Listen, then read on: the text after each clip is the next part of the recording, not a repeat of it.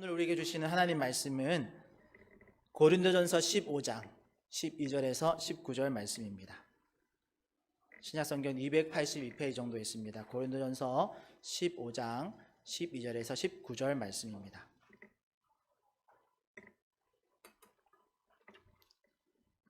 우리 찾으셨으면 고린도전서 15장 12절부터 19절까지 한 절씩 교독하시고 마지막 19절은 함께 읽도록 하겠습니다. 12절 제가 먼저 읽겠습니다. 그리스도께서 죽은 자 가운데서 다시 살아나셨다 전파되었거늘 너희 중에서 어떤 사람들은 어찌하여 죽은 자 가운데서 부활이 없다 하느냐. 만일 죽은 자의 부활이 없으면 그리스도도 다시 살아나지 못하셨으리라. 그리스도께서 만일 다시 살아나지 못하셨으면 우리가 전파하는 것도 헛것이요 또 너희 믿음도 헛것이며 또 우리가 하나님의 거짓 증인으로 발견되리니 우리가 하나님이 그리스도로 다시 살리셨다고 증언하였습니다. 만일 죽은 자가 다시 살아나는 일이 없으면 하나님이 그리스도를 다시 살리지 아니하셨으리라.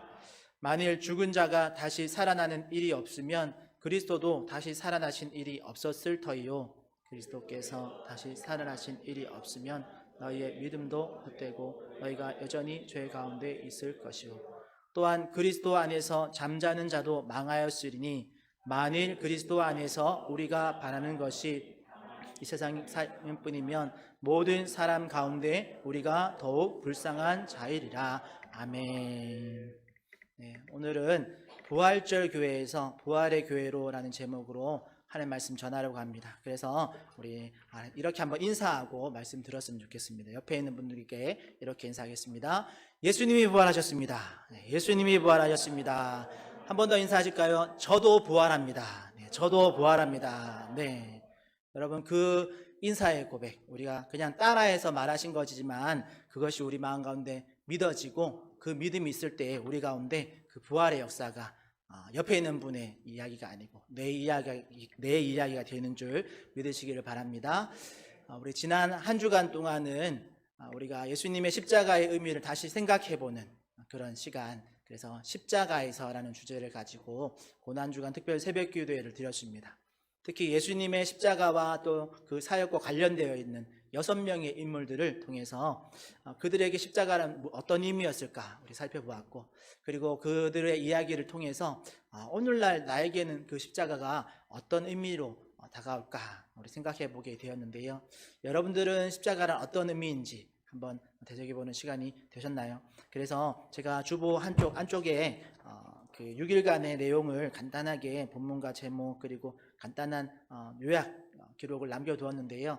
혹시나 또 새벽교대에 오시지 못했던 분들은 이거 참고해서 한번 말씀들을 다시 한번 되새겨 보시면 좋을 것 같습니다. 그리고 홈페이지를 새롭게 오픈했는데 제가 홈페이지에도 그 설교 본문을 계속 올리고 있거든요. 그래서 여러분 홈페이지에 보니까 유튜브에는 조회수가 그래도 항상 적당하게 나오는데 홈페이지는 아직 안 보시는 것 같더라고요. 그래서 홈페이지도 여러분들 잘 관심 가져주시고 참고하시면 좋겠습니다. 거기에 새벽기도의 영상 다 올라가 있으니까 여러분 한번 또 리마인드 하시면 좋을 것 같고, 여러분들은 십자가를 어떻게 느끼셨는가? 네. 어떤 사람에게는 누군가에게는 그 십자가가 베다니 마리아가 될 수도 있고 또 그런 의미로 다가올 수도 있고 베드로와 같이 십배자 베드로와 같은 느낌으로 다가올 수도 있습니다. 또한 우리 모두는 내가 바라바였음을 우리가 고백할 수 있는 그런 믿음이 되어야 되고, 때로는 우리가 억지로 십자가를 지셨던 그런 구레네 시몬인 모습이 우리 가운데 있을 때도 있죠. 어떤 면에서 우리 교회 모든 성도님들은 막달라 마리아와 같은, 또 이제는 더 이상 이렇게 밤에 예수님을 찾아오는 그런 니고데모가 아니라 예수님을 만나고 하나님 나라를 바라보면서 더 담대히 예수님의 제자로 살아가는 그런 우리 한 사람 한 사람, 그런 니고데모와 같은 성도가 되어야 될 줄 믿습니다. 그러기에 여러분 십자가를 통과한 믿음, 그 믿음으로 여러분 더 성장하고 성숙한 성도로, 그리고 우리 화정충영교회가 그렇게 성숙한 건강한 교회로 우리 자라기를 축복합니다.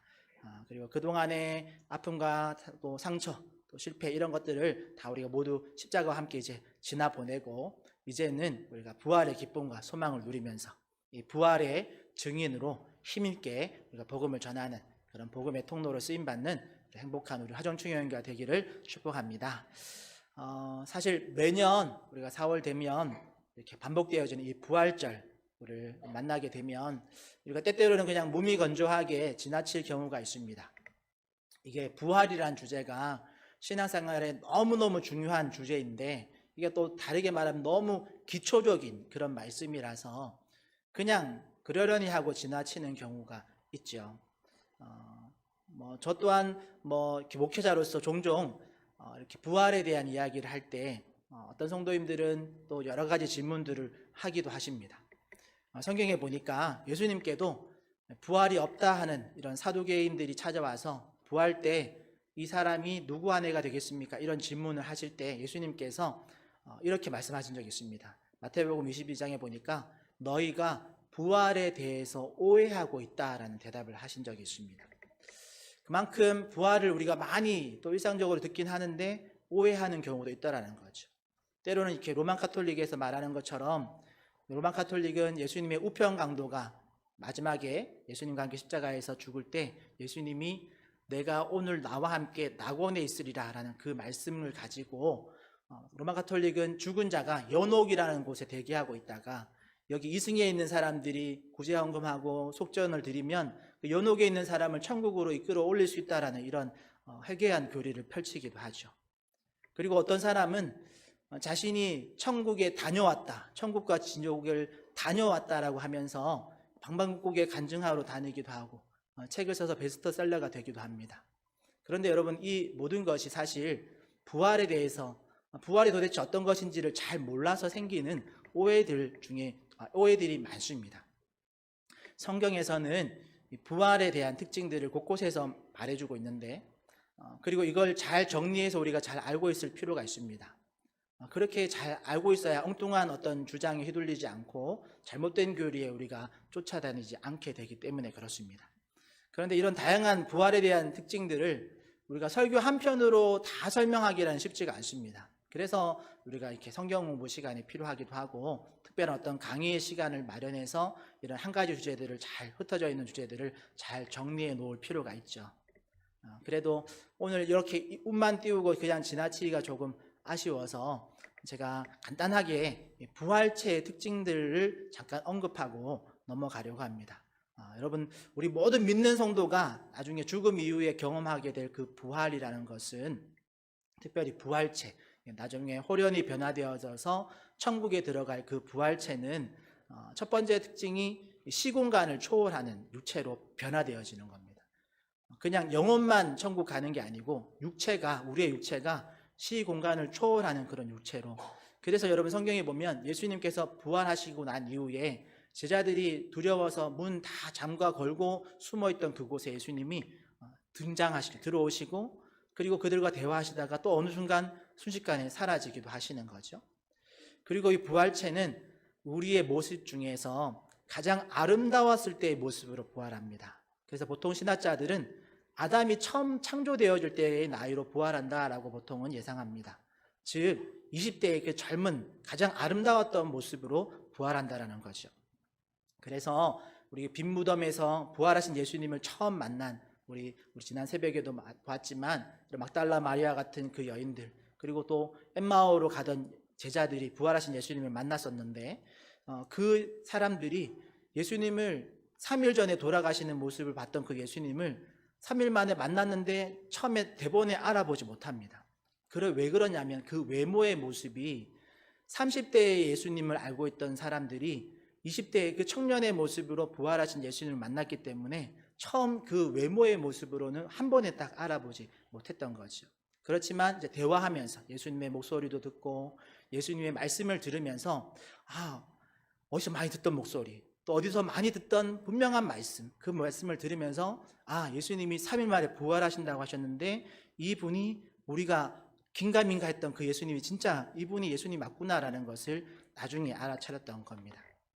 그리고 이 가장 아름다운 모습으로 온전한 모습으로 부활한다라는 이 말 안에는 이런 의미가 또 하나의 의미가 있습니다. 그게 어떤 의미냐면 우리가 어떤 사고사를 통해서 우리 육체가 이렇게 부서지거나 때로는 어떤 장애를 가지고 우리가 평생 살았다 하더라도 우리가 부활 때에는 부활체로 변화되어질 때에는 그런 모든 장애나 어떤 질병 이런 것에 전혀 그런 것이 없는 온전한 육신, 온전한 몸으로 부활한다라는 말이죠. 여러 가지 특징들이 또 있지만 한 가지만 더 이야기하자면 부활체는 이 땅에서의 삶의 기억을 모두 가지고 부활합니다. 그렇기 때문에 우리의 부부의 관계이든지 부모와 자녀와의 관계이든지 이런 모든 기억을 그대로 가지고 부활합니다. 하지만 마태복음 22장에 보니까 예수님이 말씀하셨듯이 천국에서는 장가가거나 시집가는 그런 관계가 아니다라고 말합니다. 22장 30절에 보니까 하늘에 있는 천사와 같으리라 라고 예수님이 말씀하셨는데요. 그렇다고 이 말을 통해서 우리가 천사가 된다는 그런 말은 아닙니다. 천국에 가면 천사와 같이 우리의 이 땅에서의 촌수, 그러니까 1촌, 2촌, 3촌, 4촌 뭐 이런 촌수가 없어진다는 말입니다. 그러니까 부활체로 우리가 천국에 가면 우리 모두가 하나님의 자녀로서, 그리고 우리 교회는 우리가 교회에서 자주 사용하는 이 형제 자매의 관계로 서로를 대한다라는 말입니다. 그러니까 이 땅에서는 내 아버지고 내 어머니지만 천국에서 우리가 다 같이 만날 때에는 하나님을 아버지로 모시는 동일한 형제와 자매와의 관계가 되어진다는 거죠. 그래서 여러분 교회에서 형제님, 자매님이라고 부르는 이 호칭은 사실 우리가 천국의 호칭입니다. 천국에 가서 우리가 나중에 만나서 거기서 우리가 서로를 부를 때 그것을 미리 예행 연습하는 거죠. 다시 말해서 이 땅에서의 천국을 우리가 누리는 또 예행 연습하는 호칭이 바로 형제님, 자매님입니다. 그런 의미에서 우리 한번 옆에 있는 분들과 이렇게 한번 인사하겠습니다. 옆에 엄마 아빠가 앉아 있어도 괜찮습니다. 우리 천국 가면 다 같이 우리 하나님을 아버지로 모시는 하나님의 자녀들이 될 거기 때문에 옆에 있는 분이 형제님이시면 형제님, 옆에 있는 분이 자매님이시면 자매님 이렇게 한번 저를 따라서 인사하겠습니다. 형제님 반갑습니다. 네. 자매님 반갑습니다. 네. 우리 천국 가면 이렇게 다 부를 겁니다. 옆에 있는 분에게 형제님, 자매님 이렇게 이렇게 간단하게 특징 몇 가지만 나누었지만 여러분 이렇게 몇 가지 특징만 종합해 봐도 부활체로 천국에서 우리가 다시 만날 그날이 기대되지 않으시나요? 별로 기대 안 되는 분이신데 그래서 가끔 저나 집사람이 이런 말을 서로 주고받을 때가 있습니다. 빨리 천국 가고 싶다. 네.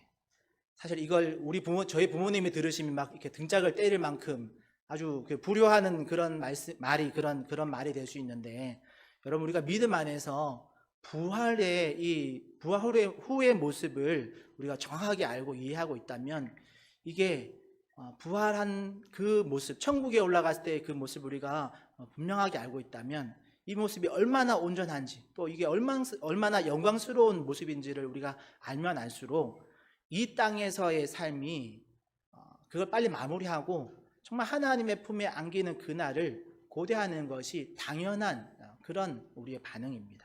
그리고 믿음의 부모라면 빨리 천국 가고 싶다 이 말이 결코 빨리 죽고 싶다라는 말이 아니라 정말 하나님 앞에 온전한 모습으로 부활한 모습으로 그렇게 영광스러운 모습으로 주님의 품에 안기고 싶다라는 그런 말이다라는 것을 이해하시겠죠.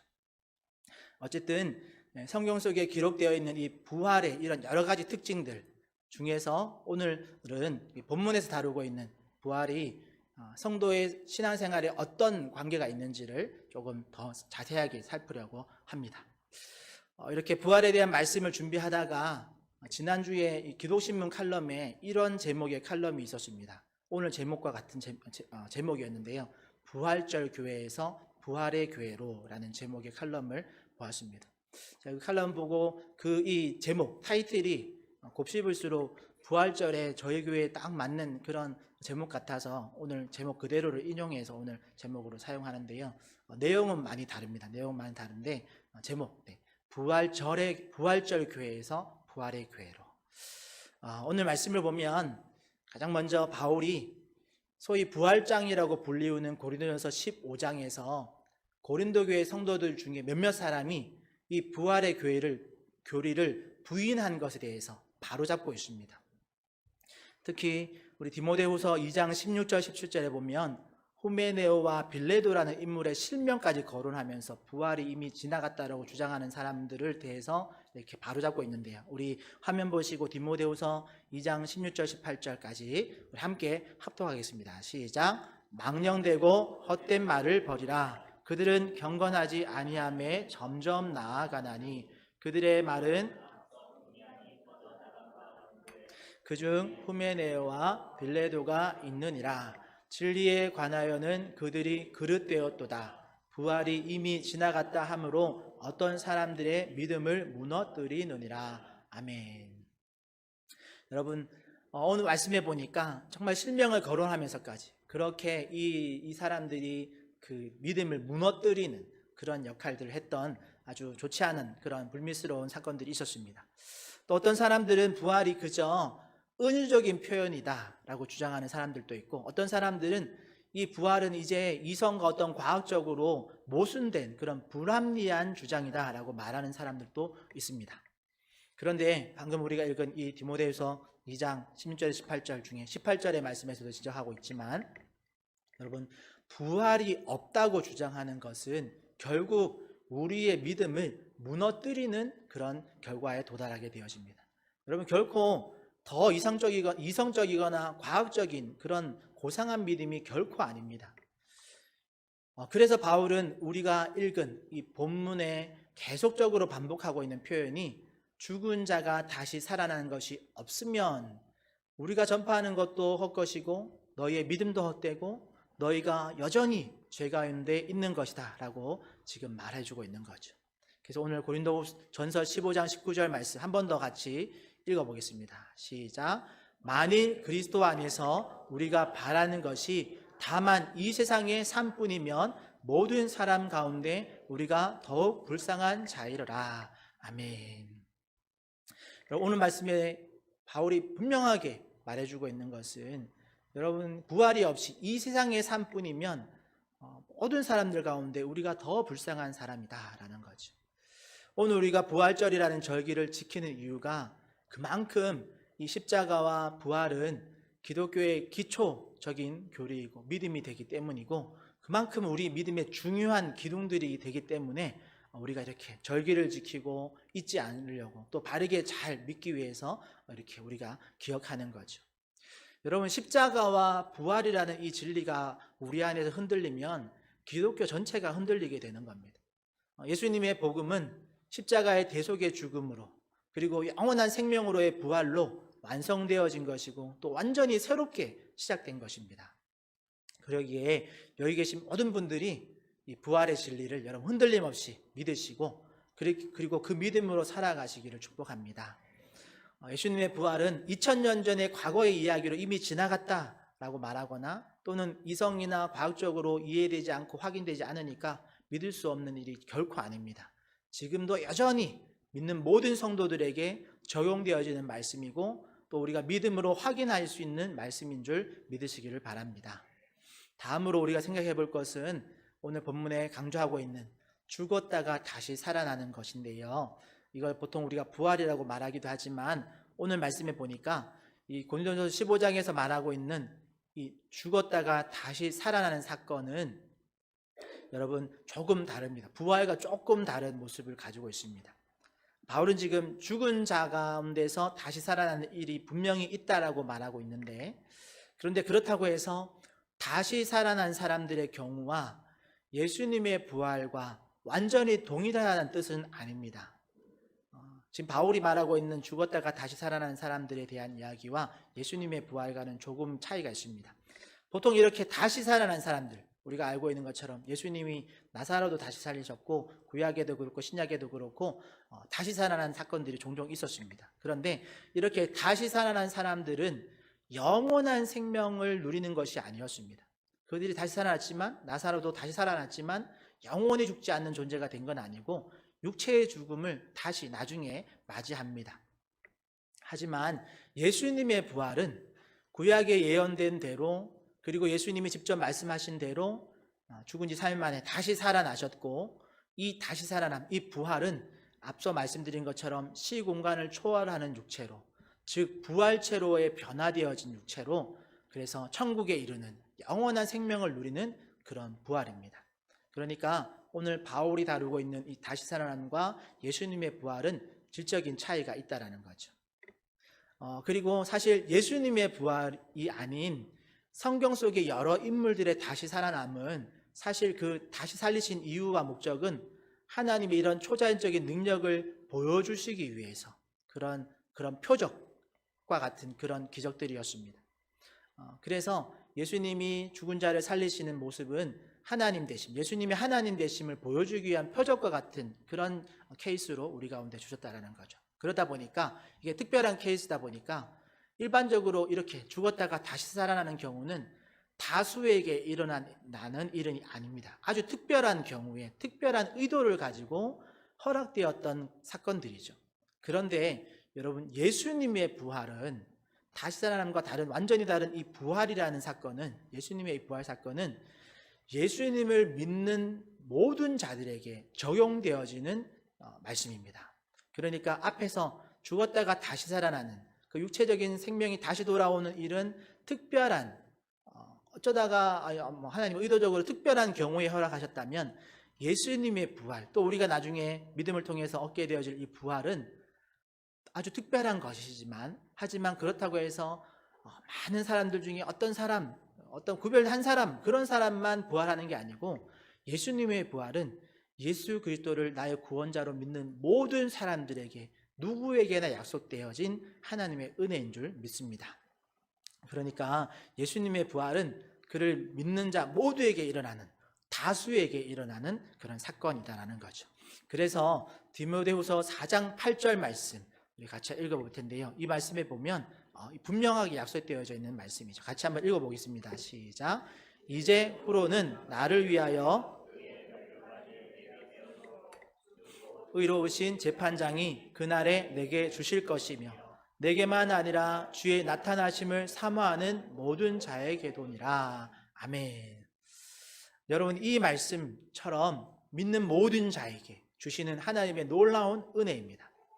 그리고 이 놀라운 사건이 믿는 자에게 약속되어진 것을 우리가 믿는다면, 이건 타인에게 일어나는 사건이 아니라 그걸 넘어서 나에게 일어나는 사건이다라는 걸 여러분 믿으시기를 바랍니다.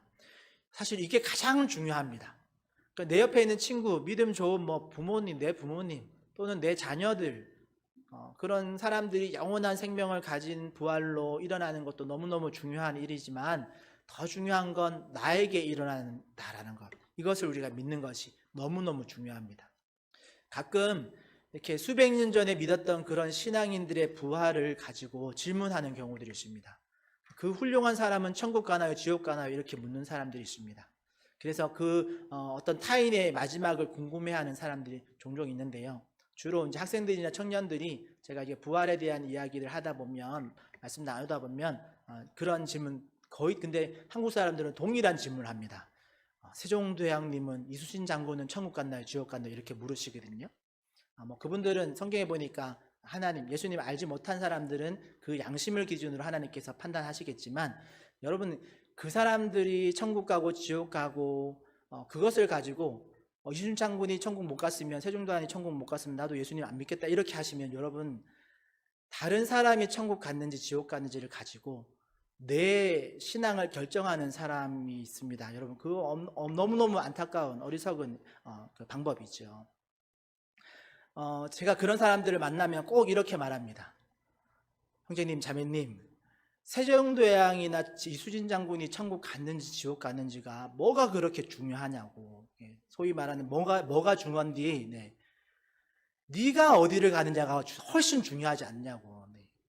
여러분, 그 사람이 천국 갔든지 지옥 갔든지 그거보다 훨씬 중요한 건 당신이 지금 영원한 생명, 부활을 믿고 당신이 천국의 시민이 되는 것이 훨씬 더 중요하지 않냐라고 제가 반문하죠.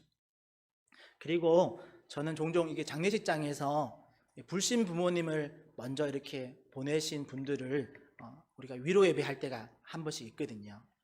그럴 때 제가 잊지 않고 하는, 말씀드리는 메시지가 있습니다. 믿지 않고 돌아가셨으니까 지옥 가셨다, 그렇게 절대로 말하지 않고 그분들에게도 분명하게 말할 수 있는 주제가 하나 있는데요. 그것은 고인이 되신 부모님은 반드시 이 땅에 남겨진 유족들에게 너는 꼭 예수님을 믿고 반드시 하나님의 자녀로 천국에 이르는 복을 받아라, 이 말을 전하기 원하신다라는 거죠. 여러분, 어떤 부모가 자녀가 지옥불에 떨어지는 것을 원하겠습니까? 그래서 누가복음 16장에 보니까 부자와 나사로의 비유에서 그 음부의 고통 중에 있던 부자가 하나님께 간절하게 간구하는 메시지가 있습니다. 우리 누가복음 16장 27절 28절 말씀 같이 읽어보겠습니다. 시작. 이르되 그러면 아버지여 내 형제 5이 있으니 그들에게 증언하게 하여 그들로 이 고통받는 곳에 오지 않게 하소서. 아멘. 여러분 이 땅에서는 모를 수 있습니다. 또 이 땅에서는 믿지 않을 수 있습니다. 그러나 여러분 죽음의 문을 통과하고 나서 그래서 우리가 하나님 앞에 서 보면 그 누구도 부인할 수 없는 사실을 깨닫게 됩니다. 바로 천국과 지옥이 분명히 있고 예수 그리스도를 믿는 믿음만이 영원한 생명의 부활을 약속받는 유일한 방법이었다라는 것을 알게 된다라는 말이죠. 그런데 여러분 그때 가서 죽음 이후에 하나님 앞에 서서 그때 가서 후회한들 또 그때 가서 이 땅에 남겨진 유족들에게 뭔가를 알려주고 싶어한들 죄송합니다. 때는 이미 늦었습니다. 여러분 예수님의 분명한 말씀처럼 천국과 지옥은 오고 갈 수 없습니다. 천국으로 들어가는 유일한 길이신 예수 그리스도에 대한 소식을 듣고 믿는 그것은 오직 이 땅에서 우리가 육신의 생명을 가지고 살아있는 동안만 들을 수 있고 믿을 수 있는 것입니다. 여러분 죽음 이후에는 이미 때가 늦습니다. 그래서 이 땅에서 지금의 삶이 너무너무 중요한 겁니다. 그래서 현재의 시간을 어떻게 보내느냐가 가치가 있어지는 겁니다. 여러분 또한 부활이 있기 때문에 우리의 이런 연약한 삶도 가치가 있는 겁니다. 여러분 부활이 없다면 이 땅에서의 이런 선함 또 의로움 이런 게 무슨 소용이 있겠습니까? 그러나 부활이 있기 때문에 우리의 이 연약한 오늘 하루도 가치가 있는 거죠. 우리의 이 작은 믿음의 하루가 영원한 생명을 얻게 하고 또 우리 작은 믿음의 이 순종이 하늘의 상급을 차곡차곡 쌓는 그런 방법들이 되어지는 겁니다. 그러니까 부활이 있기 때문에 우리의 믿음이 엎치락뒤치락 하는 그런 인생도 우리가 그래도 조금 더 하나님 앞에 또 그리스도인답게 살아가는 그런 노력도 다 가치가 있는 거죠. 부활이 없다면 이런 게 다 무슨 소용이 있겠습니까? 마침 한 주 전에 우리 고 전민원 성도님이 장례식 때도 저는 진례를 하면서 남겨진 유가족들과 권사님에게 부활을 소망하면서 그 슬픔의 시간을 잘 이겨내시라고 위로를 하였습니다. 물론 그 말이 당장 남편을 잃고 아버지를 잃은 그런 유가족들에게 얼마나 위로가 될까 싶기도 합니다. 하지만 여러분 그래도 그 말씀이 우리의 삶을 다시 한번 일으키고 다시 한번 소망으로 살게 하는 그런 유일한 희망임을 부인할 수가 없습니다. 이처럼 여러분 부활이 없으면 우리가 이렇게 신앙생활하고 또 신앙생활하면서 손해보고 또 때로는 욕먹고 조롱받는 이 일들이 얼마나 어리석은 짓이겠습니까? 여러분 천국이 없으면 이 땅에서 인간의 본성을 쫓아서 살아가는 것을 거부하고 하나님의 말씀에 순종하면서 살려고 하는 이런 모든 노력이 아무 의미가 없어진다는 것. 그래서 고린도전서 오늘 15장 펴고 계신데요. 32절부터 우리 읽지 않았지만 34절까지 말씀 한 번 더 같이 읽어보겠습니다. 같이 읽겠습니다. 시작. 내가 사람의 방법으로 에베소에서 맹수와 더불어 싸웠다면 내게 무슨 유익이 있으리요? 죽은 자가 다시 살아나지 못한다면 속지 말라. 악한 동무들은 선한 행실을 더럽히나니 깨어 의를 행하고 죄를 짓지 말라. 하나님을 알지 못하는 자가 있기로 내가 너희를 부끄럽게 하기 위하여 말하노라. 아멘. 오늘 이 말씀에 분명히 바울이 가르치고 있는 겁니다. 32절에 보니까 하나님을 알지 못하는 자 중에서, 하나님 믿지 않는 자 중에서, 또는 신앙생활을 교회는 나오지만 하나님을 바르게 알지 못하는 자. 그래서 죽으면 모든 것이 끝난다. 죽음 이후로는 아무것도 없다 라고 생각하는 자들이 내일 죽으면 아무것도 없으니까 우리 오늘 무조건 먹고 마시자. 하고 싶은 거 다 하고 죽자. 그게 죄악이든 그거 관계없이 그렇게 남은 날을 무의미하게 살아간다라고 바울은 지적하고 있죠. 그리고 33절에 보니까 이런 자들은 선한 행실을 방탕과 방종으로 더럽히는 악한 동무다라고 말합니다. 왜냐하면 죽으면 아무것도 없으니까 남은 날을 내 마음대로 하고 살고 죽겠다라고 말하니까, 그 말은 반대로 말하면 우리가 하나님의 말씀 지키고 순종하고 선하게 살려고 착하게 살려고 노력하는 그 모든 것들이 어리석은 짓이다라고 가르치는, 그런 잘못 가르치는 그런 악한 동무다라는 거죠. 우리의 선한 행실이 어리석은 짓이다라고 더럽힌다라고 말하고 있는 겁니다. 그런 악한 동무들 말 믿지 말고 34절에 보니까 그러기에 살아있는 동안 깨어서 의를 행하고 죄를 짓지 말라라고 바울이 가르치는 겁니다. 그러기에 부활을 믿는 그리스도인은 32절처럼 우리가 막 사는 게 아니라 34절처럼 깨어서 의를 행하고 죄를 짓지 않으며 살아가야 될 줄 믿습니다. 그렇다고 바울이 지금 여기서 그냥 착하게 살면 천국 간다는 말을 하는 게 결코 아닙니다. 여기서 말하는 의로움, 의를 행한다는 건 내가 어떤 행위로 얻어낸 의가 아닙니다. 하나님께서 우리에게 선물로 주시는 의, 우리가 잘 아는 그 칭의를 말하는 겁니다. 하나님이 우리를 의롭다고 칭해 주시는 그 은혜가 어떻게 내게 오냐면 바로 우리의 노력이 아닌 예수 그리스도께서 나를 대신해서 십자가의 죽으심을 믿고 또 나의 죄가 용서받았음을 믿을 때, 그리고 예수 그리스도께서 나의 유일한 구원자가 되시고 우리의 죄를 자백함으로 예수님께 나아갈 때 하나님께서 그 믿음을 보시고 우리를 의롭다고 칭해 주시는 것이죠. 그러기에 내 노력으로 얻어낸 의를 행하는 것이 아니라 믿음으로 의롭다 칭함을 받은, 그런 믿음으로 의롭다 칭함을 받은 자의 삶을 살아가는 것을 말하는 겁니다. 그리고 죄를 짓지 말라라는 말도 어떤 그냥 법을 지키는 것을 넘어서 하나님께서 의롭다 칭함을 받은 존재로서 죄를 멀리하고 죄를 짓지 않으려고 노력하면서 살아가라라는 말입니다. 그러니까 부활을 약속받은 우리는 더 깨어서 의로운 자의 모습으로 살아가려고, 죄를 짓지 않으려고 않는 삶을 살아가려고 노력해야 된다는 거죠. 특히나 여러분 주변에 보면 기쁜 소식 선교회 이런 이단들의 주장처럼 한번 부활을 약속받은 사람은 더 이상 이제 죄에 관계 없으니까 이제 마음대로 살아도 된다, 이렇게 엉뚱한 교리들을 가지고 우리를 속임수로 넘어뜨리려고 하는 사람들이 있는데, 여러분 거기에 절대로 넘어가지 마시고 오히려 나는 부활을 약속받은 존재니까 이제 더 깨어서 의를 행하고 죄를 짓지 않으려고 노력하면서 우리의 평생의 삶이 천국의 시민답게 살아가야 된다, 그런 각오를 가지고 살아가시기를 바랍니다. 이 땅에 남아있지만 천국을 소망하는 자로서, 부활을 기대하면서 기다리는 자로서 이 땅에서의 삶을 우리가 세상과 다른 기준으로, 다른 기대감으로 살아가야 될 줄 믿습니다. 여러분, 부활은 예수님만의 사건이 아니었습니다. 믿는 모든 자에게, 우리 모두에게 일어나는 사건인 줄 믿습니다. 여러분, 부활이 있기 때문에 이 땅에서의 삶이 더 중요하고 값진 겁니다. 성경의 표현처럼 정말 화살처럼 빠르게 날아가는 인생이 중요한 이유는 부활이 있기 때문에 그렇습니다. 길다면 길고 짧다면 짧은 이 땅에서의 삶을 기준으로 우리의 영원한 생명이 주어지느냐 그렇지 못하느냐가 판가름 나기 때문에 너무너무 우리의 지금의 삶이 중요하다는 겁니다.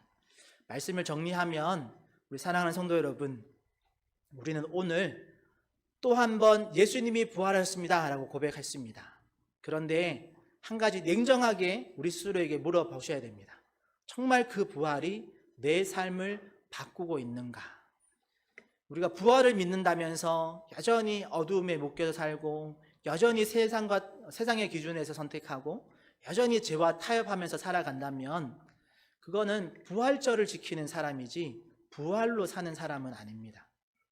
여러분, 부활을 믿고 부활을 나의 이야기로 사는 사람은 그 삶이 바뀌어야 될 줄 믿습니다.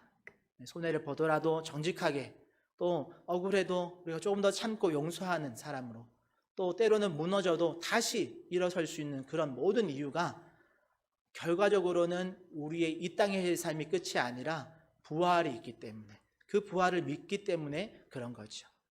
사랑하는 성도 여러분, 그래서 이제 우리의 삶이 바뀌어야 될 줄 믿습니다. 그냥 행사로 지나치는 부활절이 아니라 우리의 삶이 바뀌는, 변화되어지는 그런 부활이 되어야 될 줄 믿습니다.